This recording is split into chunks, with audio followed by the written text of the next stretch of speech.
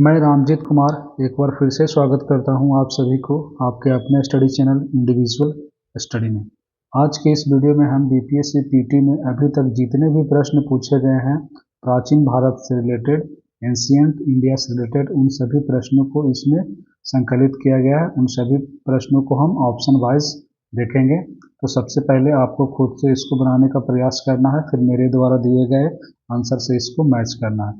अभी रिसेंटली में 17th BPSC का जो री एग्ज़ाम हुआ था उसमें जो सभी प्रश्न पूछे गए थे उनको देखते हैं, फिर बारी बारी से सभी को देखेंगे।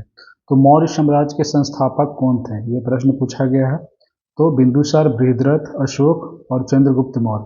बड़ा ही इजी प्रश्न था। चंद्रगुप्त मौर्य इसका आंसर था। चंद्रगुप्त मौर्य ने अपने राजनीतिक गुरु चाणक्य के साथ मिलकर जो नंद वंश का जो शासक था, बड़ा क्रूर शासक घनानंद को पराजित किया था और मौर्य वंश की स्थापना किया था। आपको इनकी राजधानी याद रखना है कि चंद्रगुप्त मौर्य की राजधानी कहाँ थी। तो इनकी राजधानी पाटलिपुत्र थी। बाद में अन्य राजा इसमें आए, बिंदुसार, अशोक, जो सबसे सम्राट राजा थे। और इसका अंतिम भी पूछा जाता है कि मौर्य वंश का अंतिम शासक कौन था, तो बृहद्रथ था। आगे चलिए देखते हैं, दुनिया की सर्वाधिक प्राचीन सभ्यता कौन सी है, ये भी पूछा गया था प्रश्न। ऑप्शन देख लीजिए आपके सामने है। तो दुनिया की सबसे प्राचीन सभ्यता ऑप्शन के अनुसार मेसोपोटामिया था। तो इसका आंसर हो जाएगा डी।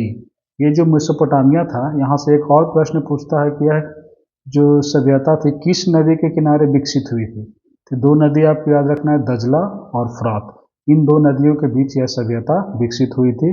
अभी जो वर्तमान में इसका क्षेत्र पड़ता है वो कौन कौन सा है, तो इराक है, सीरिया है, कुवैत है। यानी कि जो मेसोपोटामिया सभ्यता उस टाइम था वो अभी इन सभी क्षेत्रों में पड़ता है। एक और यहाँ से प्रश्न बनता है कि किस सभ्यता को सभ्यता का पालना कहा जाता है। तो मेसोपोटामिया को सभ्यता को ही क्रेडल ऑफ सिविलाइजेशन यानी कि सभ्यता का पालना कहा जाता है, क्योंकि यह सभ्यता सबसे पहले विकसित हुई। तीसरा प्रश्न है, अशोक के स्तंभ पर कौन सी लिपि लिखी गई है। तो जो अशोक के स्तंभ हैं क्रमानुसार ऑप्शन के अनुसार, तो उसमें ब्राह्मी था। तो इसका आंसर हो जाएगा ए, ब्राह्मी लिपि। जो ब्राह्मी लिपि से अन्य प्रश्न बनेगा कि ये जो देवनागरी के जैसा दिखता है, तो मतलब इसको लिखने की शैली क्या होगी। तो जैसे हम हिंदी यानी कि जो देवनागरी लिपि लिखते हैं, कैसे लिखते हैं, बाएं से दाएं, तो ये ब्राह्मी लिपि भी उस प्रकार से लिखा जाता है। जबकि खरोष्ठी ठीक इसके विपरीत लिखा जाता है, दाएं से बाएं। आगे चलिए देखते हैं, चौथा क्वेश्चन क्या है, निम्नलिखित में से कौन सा प्राचीन भारत में बौद्ध शिक्षा का प्रसिद्ध केंद्र नहीं था। नहीं वाला भी आपको ऑप्शन ध्यान रखना है, नहीं था पूछा है, तो कौन कौन था। वल्लभी विश्वविद्यालय आपको पता होगा जो गुजरात में था, वहाँ भी बौद्ध शिक्षा दिया जाता था। विक्रमशिला विश्वविद्यालय से आप अवगत हैं ही कि इसकी स्थापना 8वीं शताब्दी में हुई थी। यहाँ पे बौद्ध धर्म के महायान स्कूल अध्ययन का केंद्र था। तीसरा जो चौथा हो गया नालंदा। तो नालंदा तो काफ़ी इम्पोर्टेंट है। इसकी स्थापना 5वीं शताब्दी में किसके द्वारा किया गया था, तो गुप्त वंश के एक शासक हुए कुमार गुप्त प्रथम, तो उन्हीं के द्वारा यह किया गया था। एक और प्रश्न पूछेगा नालंदा विश्वविद्यालय से कि इस विश्वविद्यालय में किस का अध्ययन होता था। तो बौद्ध धर्म का अध्ययन होता था और दर्शन यानी फिलॉसफी का भी यहाँ पे अध्ययन होता था। तो इसका ये सभी तो ऑप्शन में देखा गया, ये तीनों किससे रिलेटेड है, तो बौद्ध से रिलेटेड है। तो कौन नहीं था, तो नागपुर का बौद्ध से कोई वैसा साक्ष्य नहीं है। तो इसका सही आंसर हो जाएगा ए, नागपुर, क्योंकि नहीं पूछा था। आगे है, भारत के किस राज्य में चित्रकूट मंदिर स्थित है। तो चित्रकूट मंदिर के बारे में पूछा गया था। ऑप्शन देखिए आपके सामने है। तो चित्रकूट मंदिर जो है भारत के मध्य प्रदेश में स्थित है। यह जो मंदिर है विंध्य श्रेणी में स्थित है। वहाँ पे अन्य मंदिर भी हैं, जैसे कामतानाथ मंदिर, भरत मिलाप मंदिर, रामघाट, हनुमान धारा, सती अनुसुईया मंदिर, गुप्त गोदावरी एवं जानकी कुंड आदि वहाँ पे हैं। तो इसका चित्रकूट मंदिर कहाँ हो जाएगा, मध्य प्रदेश।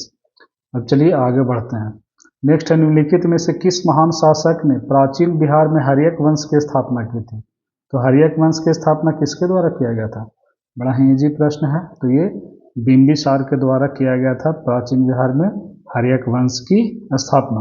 अब यहाँ से और प्रश्न पूछेगा तो क्या पूछेगा कि ये जो हर्यक वंश था ये इसके अन्य शासक के बारे में भी पूछ सकता है। तो वहाँ पर आपको क्या क्या ध्यान रखना है कि जैसे अजातशत्रु, उदयन, नागदशक जो था इसके अंतिम शासक था, तो अंतिम शासक को भी आपको ध्यान रखना है, नागदशक।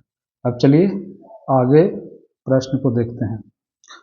नेक्स्ट प्रश्न है 70th बीपीएससी से ही रिलेटेड है। पहले आप देखिए, खुद से इसको बनाने का प्रयास करिए। यहाँ पे क्या है, कुछ कथन दिए गए हैं, उस पर विचार करिए और बाद में पूछा गया है कि इनमें से कौन सही है। तो चलिए पढ़िए। सबसे पहले क्वेश्चन क्या पूछा गया है कि जो राजा प्रवरसेन के बारे में निम्नलिखित कथन पर आपको विचार करना है। वह वाकाटक वंश का वास्तविक संस्थापक था, सही है।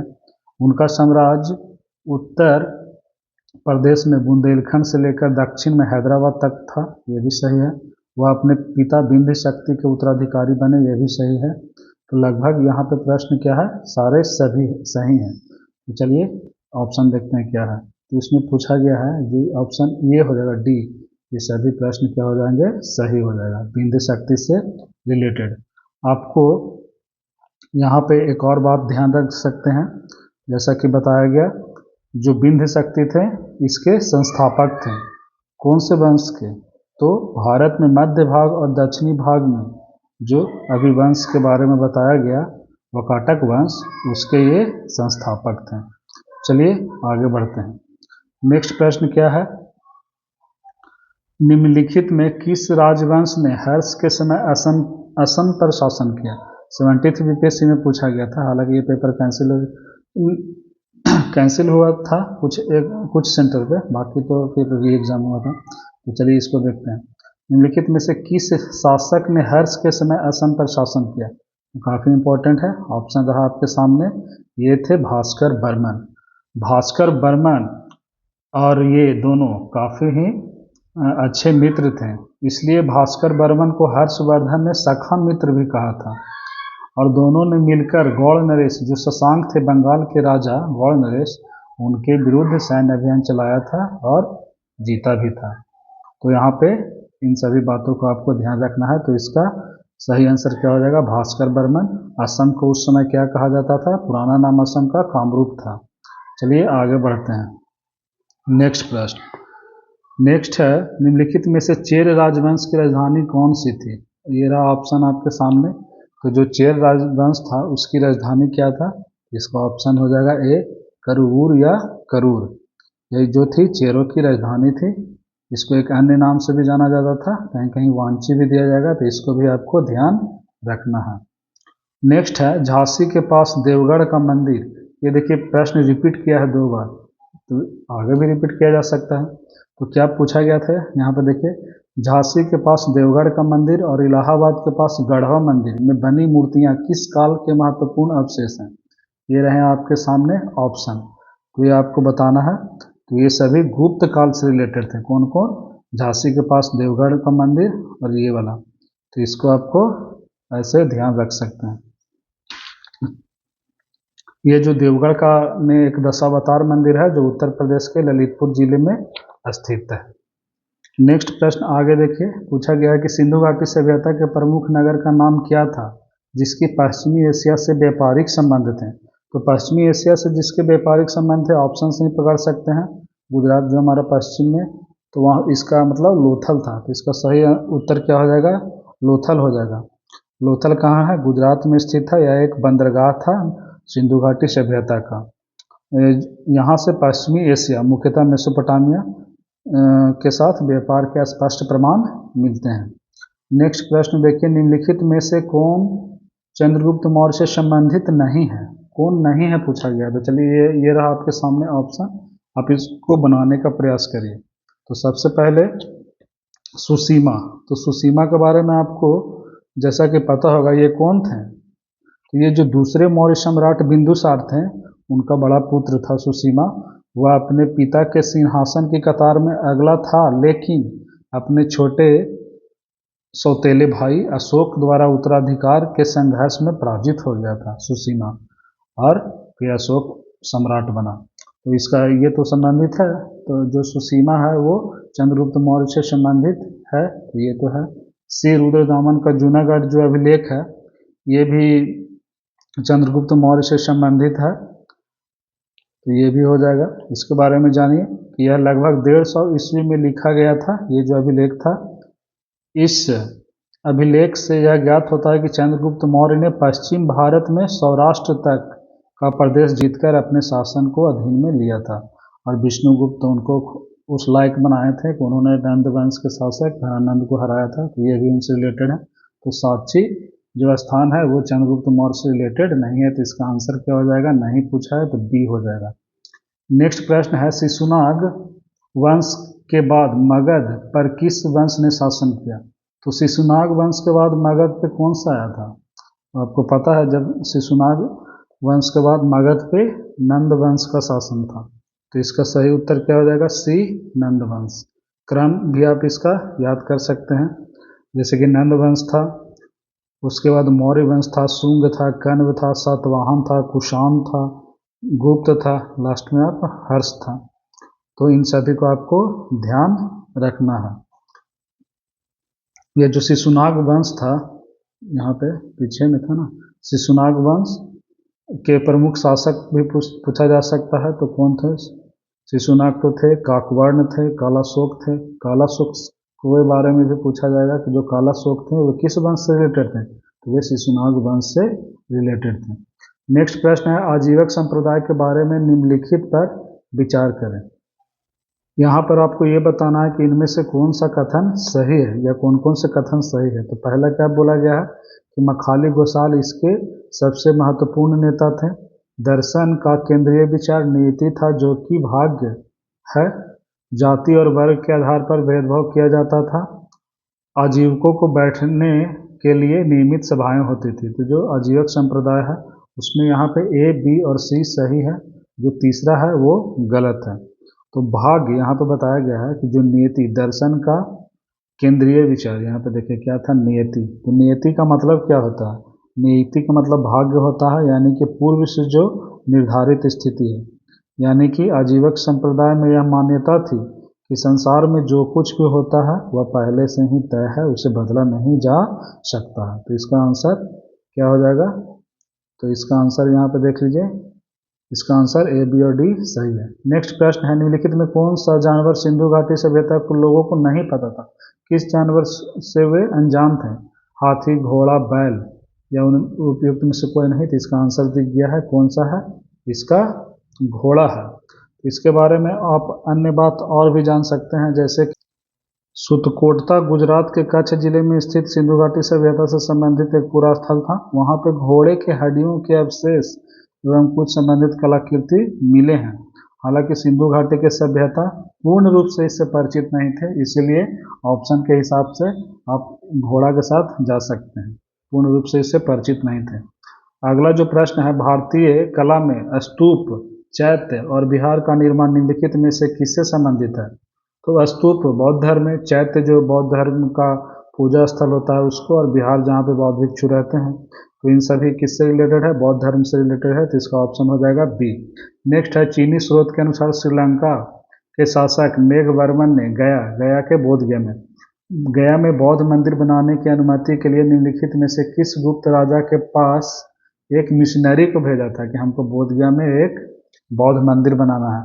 तो किसको वहाँ पे भेजा गया था? तो ऑप्शन को देखिए और खुद से पहले इसको आप बनाने का प्रयास करिए। तो इसका सही उत्तर हो जाएगा समुद्रगुप्त। आगे देखिए, राजनीति की प्रारंभिक पुस्तक नीतिसार जो है किसके द्वारा लिखी गई थी? तो आंसर इसका अभी दिखा क्या था, कामंदक। तो इसका आंसर हो जाएगा बी। जो नीतिसार है वह किससे रिलेटेड था? तो ये कामंदक से रिलेटेड था।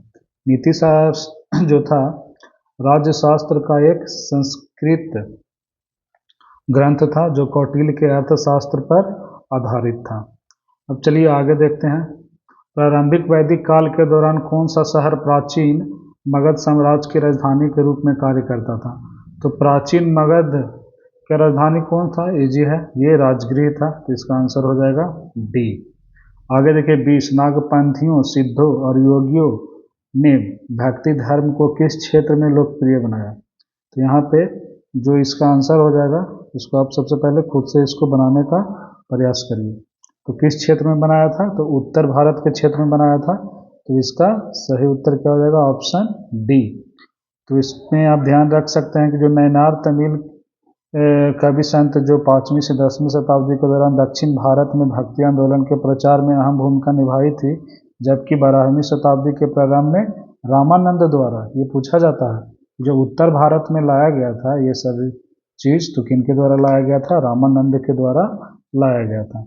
नेक्स्ट प्रश्न है जो सूची दिया गया है, इसको आपको मिलान करना है, कौन किससे संबंधित है। तो यहाँ पे पूछा गया है चरक। तो चरक के बारे में आपको पता होगा कि ये एक चिकित्सक थे, तो इसका आंसर क्या हो जाएगा? ये चिकित्सा से आप इसको रिलेट कर लीजिए। जो ब्रह्मगुप्त थे वो गणित के बहुत बड़े विद्वान थे। ब्राह्ममिहिर जी थे, ब्राह्ममिहिर जी बहुत बड़े ज्योतिष थे। और विशाखदत्त का आपने कई नाटक के बारे में सुना होगा, तो ये विशाखदत्त जो थे नाटककार थे। तो इन सभी का आंसर हो जाएगा कूट में जो आप मिलान कर दिया गया है, इसको देख लीजिए डी।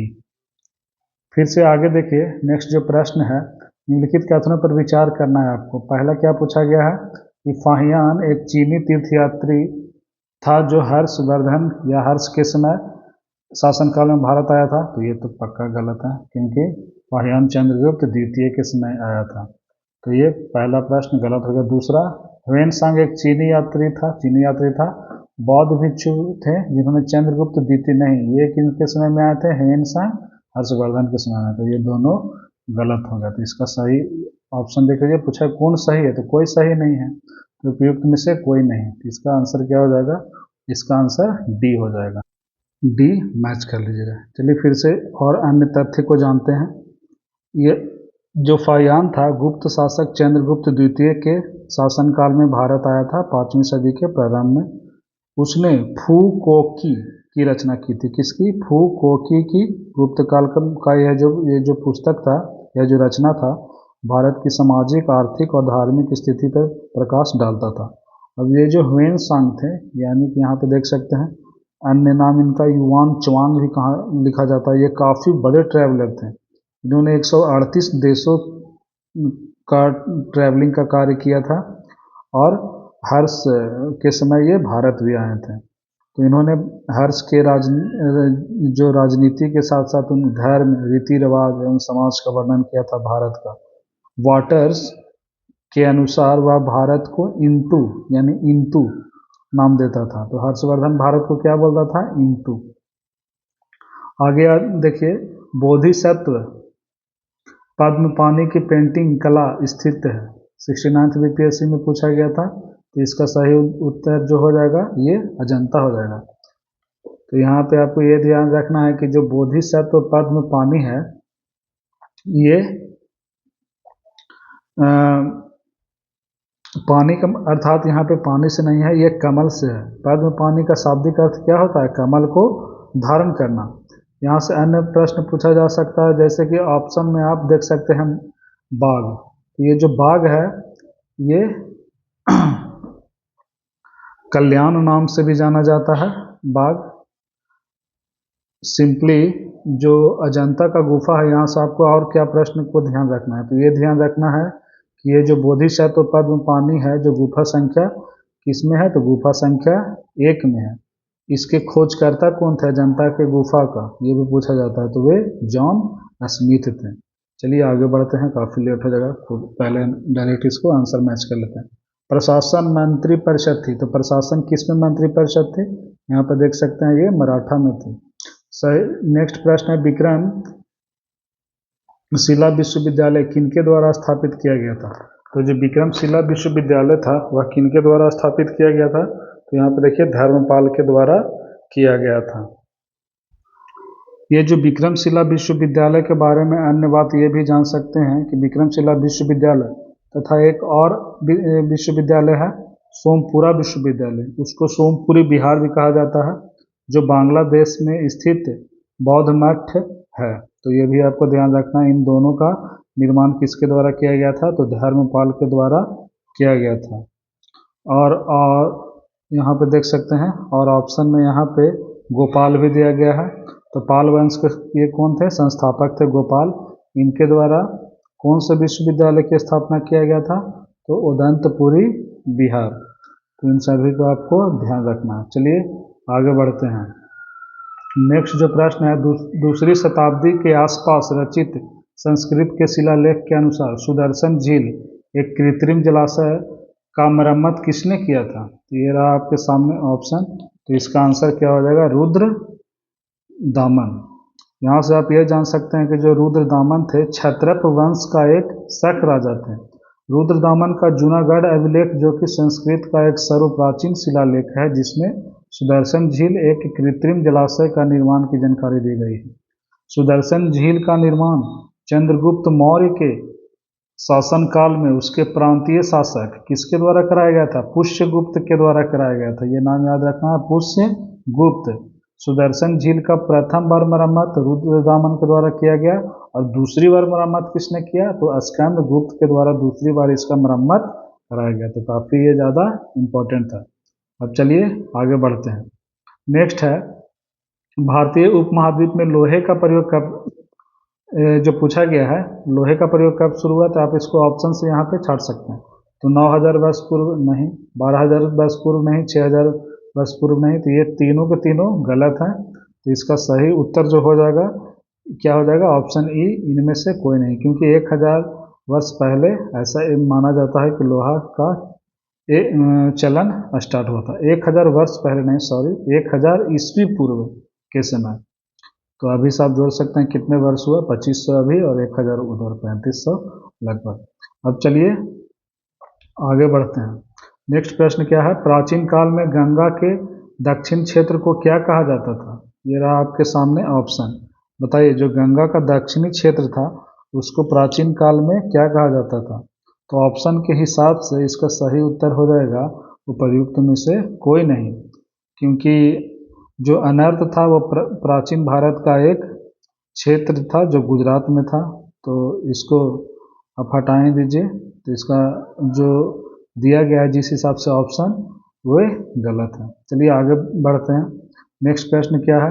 मगध शासक बिंबिसार का चिकित्सक कौन था?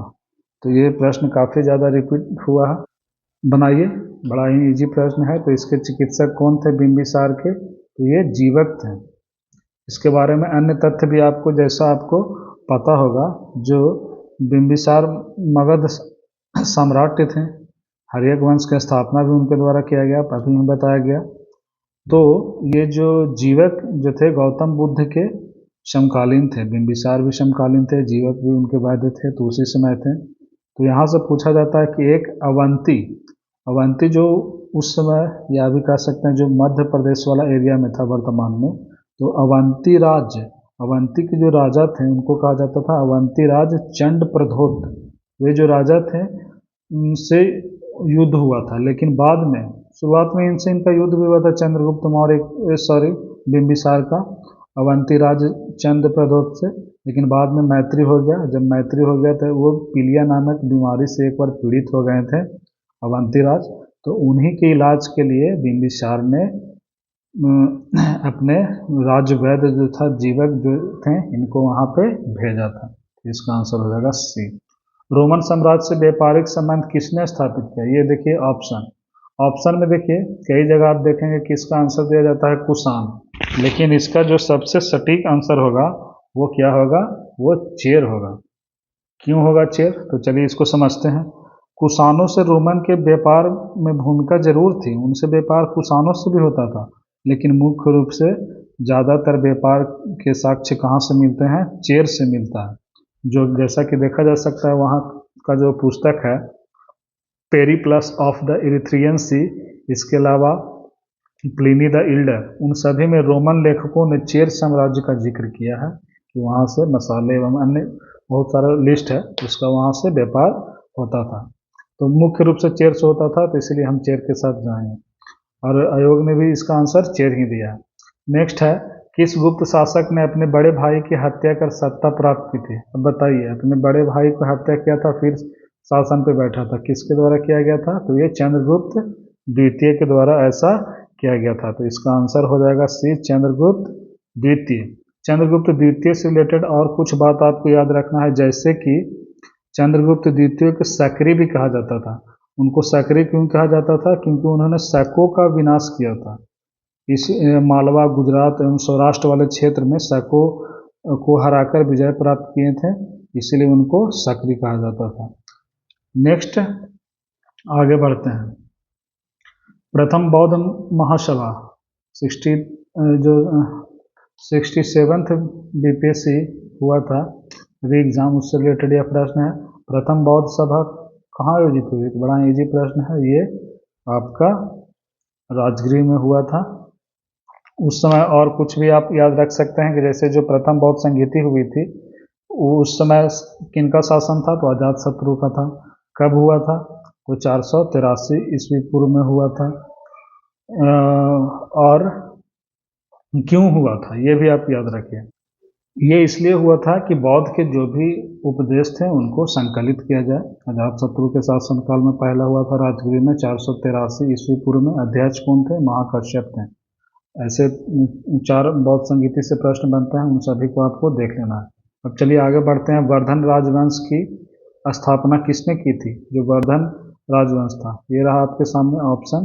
तो वर्धन बनाइए सबसे पहले आप इसको खुद से। तो वर्धन राजवंश की स्थापना पुष्य भूति के द्वारा किया गया था। ये गुप्त साम्राज्य के सामंत थे। कौन? पुष्य भूति। चलिए नेक्स्ट प्रश्न की ओर बढ़ते हैं। अगला प्रश्न क्या है? किरातार्जुनीयम पुस्तक किसके द्वारा लिखा गया था? ये इंपॉर्टेंट प्रश्न है, इसको भी ध्यान रखिए। जो किरातार्जुनीयम किसके द्वारा लिखा गया था? तो इसका सही उत्तर हो जाएगा डी, भारवी के द्वारा ये लिखा गया था। नेक्स्ट प्रश्न की ओर आगे बढ़ते हैं। प्रथम बौद्ध संगीति के अध्यक्ष कौन थे? अभी बताएं। महाकश्यप थे, तो इसका आंसर बी हो जाएगा। नेक्स्ट है चोल वंश का संस्थापक कौन था? तो चोल वंश का संस्थापक ऑप्शन में देखिए ये कौन थे? विजय चोल थे, चोल वंश के संस्थापक। चोलों का राजधानी भी पूछा जाता है, तो इनकी राजधानी कहाँ थी? तंजौर थी। चोल काल था कि नटराज मूर्ति एवं स्थानीय स्वशासन जो वहाँ का था वह बहुत प्रसिद्ध था। तो चलिए आगे बढ़ते हैं। अगला है निम्नलिखित में से कौन सा हड़प्पा कालीन स्थल गुजरात में है? तो इनमें से कौन सा गुजरात में है? लोथल, पहले ही बताया गया, तो इसका सही उत्तर क्या हो जाएगा? ए हो जाएगा। निम्नलिखित में से किस भारतीय दर्शन में परमाणु, बहुत देख रहे हैं कि क्वेश्चन रिपीट होता है, निम्नलिखित में से किस भारतीय दर्शन में परमाणु सिद्धांत का प्रतिपादन किया गया था? तो परमाणु सिद्धांत का प्रतिपादन किस में किया गया था? तो यहाँ पे ये रहा आपके सामने ऑप्शन। तो परमाणु सिद्धांत का प्रतिपादन वैशेषिक के द्वारा किया गया था, तो इसका सही उत्तर हो जाएगा डी। और यहाँ से आपको क्या याद रखना है कि ये जो वैशेषिक दर्शन थे यह किनके द्वारा प्रतिपादित किया गया था? तो वैशेषिक कनाद के द्वारा किया गया था। न्याय गौतम, तो ये आपको याद रखना है। योग पतंजलि, सांख्य किनका था? तो कपिल का था। इन सभी को आपको ध्यान रखना है। चलिए अगले प्रश्न की ओर बढ़ते हैं। अगला प्रश्न क्या है? इनमें से किस शासक ने चतुर्थ बौद्ध संगीति कश्मीर में जो आयोजित हुआ था वह किसके समय में किया गया था? तो चौथा किसके समय किया गया था? कनिष्क के समय किया गया था, जम्मू कश्मीर वाला एरिया में, कुंडलवन। तो उस समय अध्यक्ष कौन थे? तो उस समय अध्यक्ष वसुमित्र थे। चलिए आगे बढ़ते हैं। नेक्स्ट है त्रिरत्न या 3 रत्न, जैसे सटीक ज्ञान, सच्ची आस्था और सटीक क्रिया, इनमें किससे संबंधित है? तो ये सभी जो है जैन धर्म से संबंधित है, तो इसका सही उत्तर क्या हो जाएगा? ऑप्शन सी, जैन धर्म। नेक्स्ट प्रश्न है निम्नलिखित में से किस हड़प्पन नगर में जूते हुए खेतों के निशान मिले हैं? तो ये कालीबंगा से मिला है, तो इसका आंसर हो जाएगा ए। किस अभिलेख में कलिंग विजय का वर्णन है? अब बताइए इनमें से जो कौन सा अभिलेख है उसमें कलिंग विजय का वर्णन है? तो आप सबसे पहले इसको खुद से बनाइए। ऑप्शन ए क्या है? मास्की, इसमें नहीं है। रुद्रदामन तो अलग, जूनागढ़, हाथी गुम्फा, तो इन सभी में नहीं है, तो इसका आंसर हो जाएगा ई। उसका उल्लेख किसमें है? तो अशोक का जो 13वां अभिलेख है उसमें कलिंग युद्ध का उल्लेख है। उसमें बताया गया है कि कलिंग विजय उसकी आखिरी विजय थी। किनकी? अशोक की। उनके बाद उनका हृदय परिवर्तन हो गया था। 261 ईसा पूर्व में यह लड़ा गया था। उसके बाद वो पूरे तरीक़ा से अहिंसा, सत्य, प्रेम ये सब के रास्ते में आ गए थे और बौद्ध धर्म के अनुयायी बन गए थे। चलिए नेक्स्ट प्रश्न की ओर बढ़ते हैं। अगला है बुद्ध की प्राचीनतम प्रतिमा किस शैली से प्राप्त होती है। जो बुद्ध की मूर्तियां बनी हुई है वह किस शैली में बना गया था, जो सबसे प्राचीन मूर्ति थी बुद्ध का। तो ऑप्शन रहा आपके सामने, बनाइए। तो इसका सही आंसर हो जाएगा गांधार शैली, यानी कि जो गांधार कला शैली थी उसी में बुद्ध की प्राचीन मूर्ति बनी हुई है। यह जो गांधार कला शैली जो है हिंद यूनानी कला शैली के नाम से भी जाना जाता है। किसको? गांधार शैली को गांधार कला शैली को हम क्या कहेंगे? हिंद यूनानी कला शैली। गांधार कला शैली का जो विषय वस्तु भारतीय था, भारतीय विषय वस्तु पे वो विकसित थी वो, लेकिन वो जो कला था यूनानी और रोमन थी। कनिष्क के शासनकाल में गांधार शैली का अधिक विकास हुआ। किनके समय में? कनिष्क के समय में। भरहु तथा सांची में कनिष्क के द्वारा निर्मित स्तूप गांधार कला के ही उदाहरण है। नेक्स्ट प्रश्न है, भारत में पहले साम्राज्य की स्थापना किस शासक के द्वारा की गई थी? भारत में पहले साम्राज्य, तो पहला साम्राज्य अगर बोला जाए तो वो चंद्रगुप्त मौर्य के समय में ही किया गया था। भारत में पहले साम्राज्य की स्थापना। यह जो साम्राज्य था उनका उत्तर पश्चिम में ईरान से लेकर पूर्व में बंगाल तथा उत्तर में कश्मीर से लेकर दक्षिण में उत्तरी कर्नाटक तक विस्तृत था। काफ़ी बड़े एरिया पर था। अब चलिए आगे बढ़ते हैं। प्रथम मानव जीवाश्म भारत के किस नदी घाटी से प्राप्त हुआ है? तो प्रथम मानव, ये काफ़ी रिपीटेड क्वेश्चन है, तो ये नर्मदा घाटी से हुआ है। इसका आंसर क्या हो जाएगा? सी हो जाएगा। नेक्स्ट है, निम्नलिखित में से कौन सा बंदरगाह गुप्त काल में उत्तर भारतीय व्यापार के लिए उपयोग किया जाता था? इनमें से जो कौन सा उत्तर भारत का जो व्यापार था उससे किया जाता था, तो ये ताम्रलिप्ति बंदरगाह था। ये जो ताम्रलिप्ति बंदरगाह है ये अभी कहाँ है? तो ये पश्चिम बंगाल में है। मतलब पहले कहाँ स्थित था जो ताम्रलिप्ति बंदरगाह? ये पश्चिम बंगाल के मिदनापुर जिले में स्थित था। अब चलिए अगले प्रश्न की ओर बढ़ते हैं। निम्नलिखित में से प्राचीन भारत की कौन सी लिपि दाहिने से बाएं लिखा जाता है? तो हम बताए थे कि दाहिने से बाएं, अर्थात हम लोग ये जो लिपि लिख रहे हैं ये बाएं से दाएं लिख रहे हैं, लेकिन वो किधर से लिखा जाता था? दाहिने से बाएं लिखा जाता था, तो वो खरोष्ठी था। यहाँ पे अन्य जो लिपियाँ दिया गई है जैसे कि देख सकते हैं, ब्राह्मी बाएं से दाएं, शारदा भी बाएं से दाएं और नंद नागरी भी बाएं से दाएं, इन सभी लिपि को लिखा जाता है। जो शारदा है वो कहाँ पर फेमस था? कश्मीर और उत्तर भारत वाले एरिया में।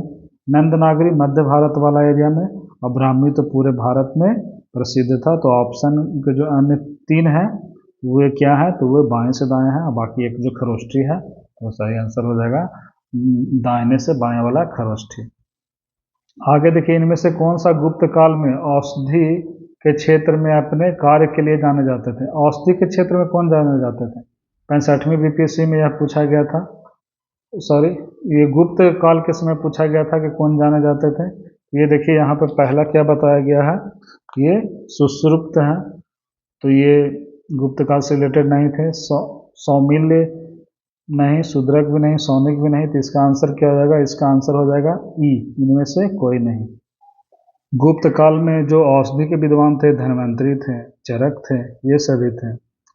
और ये जो सुश्रुत दिया गया है वो काफ़ी पहले थे, 600 BC में। तो ये गुप्त से रिलेटेड तो नहीं है, ये भी थे औषधि से रिलेटेड, लेकिन 600, ये शल्य चिकित्सक इन्हीं को बोला जाता है। जो सर्जरी का पिता किनको बोला जाता है? सुश्रुत को ही बोला जाता है। तो ये 600 BC में प्रचलित है, तो इसका ऑप्शन हो जाएगा ई, इनमें से कोई नहीं। अब चलिए आगे बढ़ते हैं। अपने शिलालेखों में अशोक सामान्यतः किस नाम से जाने जाते थे? अब देखिए, बनाइए खुद से पहले इसको। अशोक अपने शिलालेख में किस नाम से जाने जाते थे? तो चक्रवर्ती। हालांकि अन्य इतिहासकारों ने अशोक को चक्रवर्ती कहा है, लेकिन वो खुद अपने शिलालेख में खुद को चक्रवर्ती नहीं बोले हैं, तो ये पहला नहीं होगा। धर्मदेव, हालांकि धर्मदेव थे, धर्म की बात करते थे, धर्म कीर्ति भी थे, धर्म की कीर्ति करते थे, लेकिन वे खुद अपने शिलालेख में ये सब चर्चा नहीं किया है। उनके शिलालेख में क्या लिखा गया है? प्रियदर्शी। इसका सही उत्तर हो जाएगा बी। अब चलिए आगे बढ़ते हैं। गौतम बुद्ध ने अपना प्रथम उपदेश कहाँ दिया था? तो बड़ा इजी क्वेश्चन है। जब उनको ज्ञान की प्राप्ति हुआ था तो उसके बाद उन्होंने अपना सबसे पहली बार उपदेश कहाँ दिया था? तो बताइए, ये सारनाथ होगा इसका आंसर, ऑप्शन बी। ये जो उपदेश था धर्म चक्र प्रवर्तन, turning of the wheel of dharma के नाम से भी इसको जाना जाता था, प्रथम उपदेश को। महात्मा बुद्ध ने यहाँ अपने पूछा जाता कि कितने शिष्य के समक्ष ये कार्य किया था, तो वहाँ पे 5 शिष्य थे, वास्या, महानामा, कौंडिन्य, भद्या एवं अश्वजीत। ये सभी प्रश्न काफ़ी इंपॉर्टेंट है। अगले वीडियो में अभी तक जितने भी पूछे गए हैं उन सभी को खत्म कर दिया जाएगा। अगर वीडियो अच्छा लगा होगा तो इसको ज़्यादा से ज़्यादा शेयर करें।